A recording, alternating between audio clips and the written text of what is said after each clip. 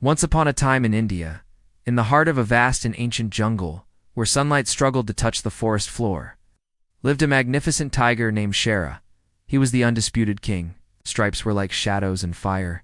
His muscles moved with fluid power, and his roar was a command that silenced every bird and stilled every leaf. Shera believed his strength was the only law of the jungle. What he wanted, he took. In that same jungle lived a gentle doe named Kasturi. She was not known for strength, but for her awareness. Her ears could distinguish the sound of a falling leaf from the snap of a twig under a predator's paw. Her eyes held the ancient calm of the forest, and she knew the secret paths, the hidden streams, and which roots were strong enough to hold a creature's weight. One afternoon, Shera saw Kasturi grazing in a sun-dappled glade.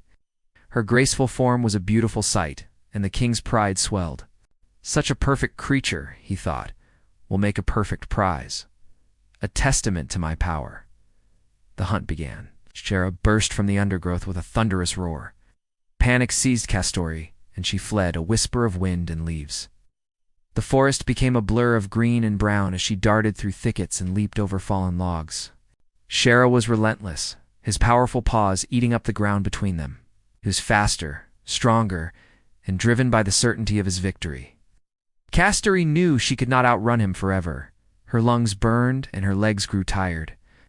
But she was not running blindly. She was running towards a place Shera, in his arrogance, had never bothered to learn. The Whispering Ledge. It was a narrow, crumbling cliff edge overlooking a deep chasm.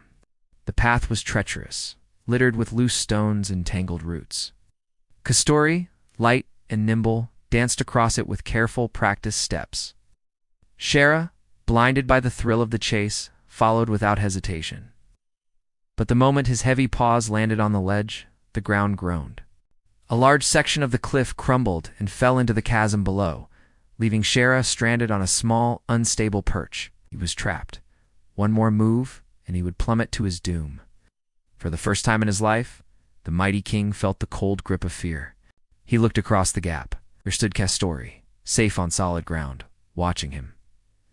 She was no longer running. Her breath was steady, her eyes calm. "You tricked me," Shera snarled, his voice a low growl, for a full roar might shake him from his perch. Kasturi did not reply immediately. She simply watched the proud hunter, now a prisoner of his own weight and momentum.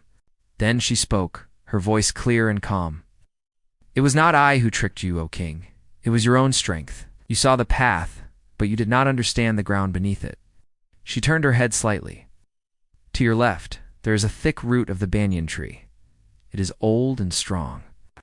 If you move slowly, it will hold you." Shera's pride bristled. To take advice from his prey?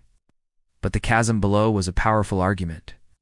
Carefully, he shifted his weight, found the root with his paw, and slowly, painstakingly, pulled himself back to the safety of the main trail. He stood panting, not from exhaustion, but from the shock of his own vulnerability. He looked at Kasturi, not as prey, but as something else entirely. She had had him at her mercy. She could have simply walked away and left him to his fate. "Why?" the tiger asked, his voice softer than he had ever heard it. "Why did you help me?" Kasturi looked at him, her gaze unwavering. "The jungle needs its balance, Shera. Your strength is part of that balance, just as my awareness is. Strength without wisdom is a storm without direction, destroying everything in its path, including itself." She turned and vanished into the deep shadows of the forest. Shera never hunted Kasturi again. He remained the king of the jungle, his roar still a command. But something had changed. When he hunted, he moved with a new awareness. He learned to read the ground, to listen to the wind, and to respect the quiet wisdom of the creatures he had once seen only as trophies. He learned that the greatest power lies not in the roar that silences the world, but in the quiet step that knows the way. That's all for today. See you tomorrow.